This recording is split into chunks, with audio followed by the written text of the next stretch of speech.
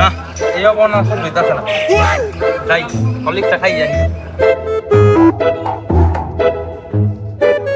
না একজন নিয়ে নাস্তার ভালো লাগতেছে না এরপরে কে আসতে আসো এই আমি তুই কি নাচতে পারস নি বেটা এবার আমি হলিক্স খাইছি আমার তাই আসো তাহলে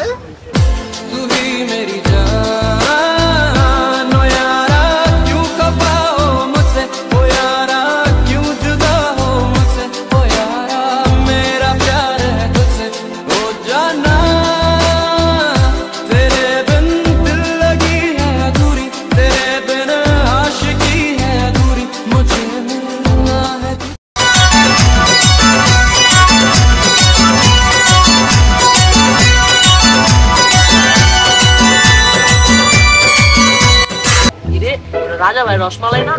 কইতাছি রাজা